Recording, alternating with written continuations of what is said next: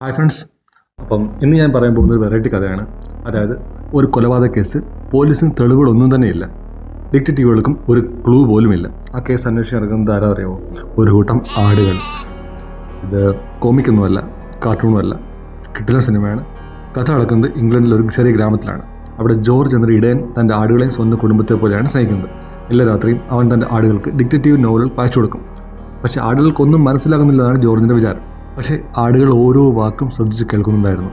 ഒരു ദിവസം രാവിലെ ഗ്രാമം മുഴുവൻ ഞെട്ടിക്കുന്നൊരു വാർത്ത: ജോർജ് മരിച്ചെടുക്കുന്നു. എല്ലാവരും അതൊരു അപകട മരണമാണെന്ന് കരുതുന്നു. പക്ഷേ ആടുകൾക്ക് അതൊരു കൊലപാതകമാണെന്ന് ഉറപ്പാണ്. അങ്ങനെ അവർ സ്വന്തം രീതിയിൽ കേസ് അന്വേഷിക്കാൻ ആരംഭിക്കുകയാണ്. ഈ ആട്ടിൻകൂട്ടത്തിൽ ഓരോരുത്തർക്കും ഓരോ സ്വഭാവമാണ്. ഒരാളെല്ലാം ഓർത്തു വയ്ക്കും, മറ്റൊരാൾ ധൈര്യശാലി, മറ്റൊരാൾ എപ്പോഴും പേടിയുള്ളവൻ. ഈ വ്യത്യസ്ത സ്വഭാവങ്ങൾ ഉപയോഗിച്ചാണ് അവർ ഓരോ ക്ലൂവും കണ്ടെത്തുന്നത്. മനുഷ്യരുടെ സംഭാഷണങ്ങൾ ഒളിഞ്ഞു വെക്കുന്നു, വീടുകൾക്ക് ചുറ്റും നടക്കുന്നു, സംശയിക്കുന്ന ആളുകളെ നിരീക്ഷിക്കുന്നു. പതിയെ അന്വേഷണം മുന്നോട്ട് പോകുന്നു. ഗ്രാമത്തിലെ ഓരോരോ മനുഷ്യരും ഒരു ഡൗട്ട്ഫുള്ളാണ്. ആർക്കും എന്തെങ്കിലും മറച്ചു വയ്ക്കാനുണ്ട്. സത്യം പുറത്തു വരുന്നതിന് മുന്നേ തന്നെ ആളുകൾക്ക് വലിയൊരു അപകടം ഉണ്ടാകും. ഒടുവിൽ അവർ കണ്ടെത്തുന്ന സത്യം അവരുടെ ജീവിതം തന്നെ മാറ്റിമറിക്കുകയാണ്. കൊലയാളി ആരാണെന്ന് ഞാൻ പറയുന്നില്ല, അത് നിങ്ങൾ സിനിമ കണ്ടു തന്നെ കാണാം. സിനിമയുടെ പേര് ഷീപ്പ് ഡിറ്റക്റ്റീവ്സ്. സിനിമ ആമസോൺ പ്രൈമിൽ അവൈലബിൾ ആണ്. ഇത് കുട്ടികളുടെ സിനിമയൊന്നുമല്ല. ഇതിൽ മിസ്റ്ററി ഉണ്ട്, കോമഡി ഉണ്ട്, ഇമോഷനുണ്ട്. അതോടൊപ്പം മികച്ചൊരു ഡിറ്റക്റ്റീവ് സ്റ്റോറിയും കൂടെയാണ്. കുടുംബത്തോട് പേര് കാണാൻ പറ്റിയ ബെസ്റ്റ് സിനിമയാണ്.